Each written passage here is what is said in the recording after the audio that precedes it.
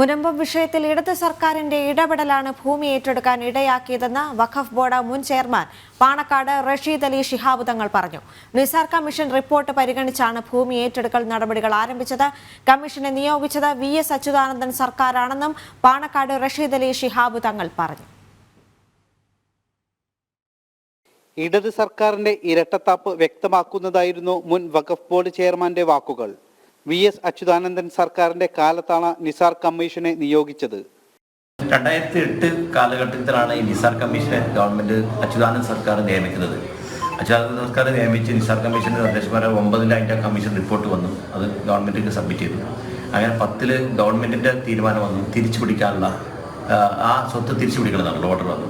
പക്ഷെ തിരിച്ചു പിടിച്ചു, അന്ന് തിരിച്ചു പിടിക്കില്ല. അതിനെതിരായിട്ട് അവിടെ താമസിക്കുന്ന ആളുകൾ ഹൈക്കോടതിയിൽ പരാതി പോയി. അങ്ങനെ ഹൈക്കോടതി 2016 സംശയം 16 കാലഘട്ടത്തിലാണ് ഹൈക്കോടതിയുടെ ഡയറക്ഷൻ വന്നത് ബോർഡിലേക്ക് എങ്ങനെ തിരിച്ചു പിടിക്കണമെന്നുണ്ട്. മുനമ്പത്തെ കുടുംബങ്ങൾക്ക് തന്റെ കാലത്ത് ഒരു നോട്ടീസ് പോലും അയച്ചിട്ടില്ല.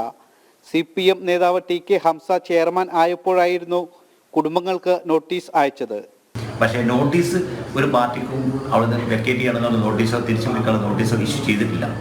അത് ചെയ്തത് പിന്നെ അതിന് ശേഷം വന്ന വഖഫ് ബോർഡായിരുന്നു. അത് ഹംസാക്കായിരുന്നു ചെയർമാൻ. ഹംസാക്കാണ് അത് ഇഷ്യൂ ചെയ്തിട്ടുള്ളത്, ഞാനല്ല. അതേസമയം UDF ഭരണകാലത്ത് കുടിയൊഴിപ്പിക്കൽ ഭീഷണി നേരിടുന്നവർക്ക് അനുകൂല നിലപാട് സ്വീകരിച്ചിരുന്നില്ല.